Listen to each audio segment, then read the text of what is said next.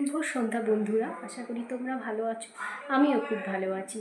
আজকে সারা দিন আমার প্রচুর ব্যস্ততার মধ্যে কাটলো। তোমাদের আজকের দিনটা কেমন কাটলো? আর তোমাদেরও নিশ্চয়ই অনেকের বাড়িতে ঘর ঝাড়াঝুড়ি পুরো কমপ্লিট, এমনকি পুজোর নাড়ুও কমপ্লিট হয়ে গেছে। আমার এখনও সেরকম কোনো কাজ হয়নি। আজকে আমি ওপরের ঘরগুলো সমস্ত ঝেড়েছি। আর আমাদের কি বলতো, বাড়িতে প্রচুর ঝুল হয়, তো তার জন্য আজকে ঝাড়ছি, কাল বাদ দিয়ে পরশু আবার ঝুল হয়ে যায়। আর রাস্তার উপরে বাড়ি তো প্রচুর ধুলোও হয়, তার জন্য তো ওই জন্য ওপরেরগুলো আজকে সমস্ত ঝেড়ে দিয়েছি। আর আমাকে ওপরগুলো ঝাড়তে হবে না, নিচেরগুলো ষষ্ঠীর আগের দিন পঞ্চমীর দিন একবার পুরো ঝেড়ে নেব।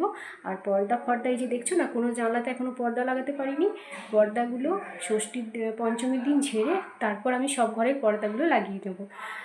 তো আজকেও যেন কোনো বড় ব্লগ দিতে পারছি না, কারণ আমার ফোনটা একটু ডিস্টার্ব হয়েছে।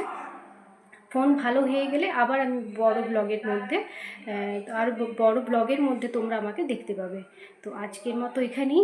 তোমাদের নিশ্চয়ই সন্ধ্যের জলখাবার খাওয়া হয়ে গেছে। আমি আবার সন্ধ্যেতে কিছু খেতে পারি না গো, কারণ আমাদের খেতে একটু দেরি হয়, তো 2টোর মতো বেজে যায় আমাদের খেয়ে উঠতে। ওই জন্য আমি তোমার সন্ধ্যেবেলায় কোনো জলখাবার খাই না। কিন্তু সন্ধ্যের জলখাবার খাই না বলে রাত্রে আমার আবার এমন টাইমে খিদে পায়, সেই টাইমে যদি আমি আবার কিছু খাই তাহলে রাত্রের খাবার খেতে পারি না।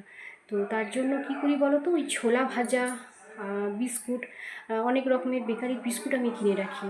আর বিস্কুট খাওয়ার জন্য আমার কোনো টাইম লাগে না। ভাত খেয়ে উঠেও মানে আমি এত বিস্কুট খেতে ভালোবাসি যে ভাত খেয়ে উঠেও মনে হয় একটা বিস্কুট খেয়ে নিই, একটা বিস্কুট খেয়ে নিই, ওই রকম। তো আর ফোনটা ঠিক হয়ে গেলে তারপর আমি আবার বড় ব্লগে আসবো। সবাই ভালো থেকো, সুস্থ থেকো, সাবধানে থেকো।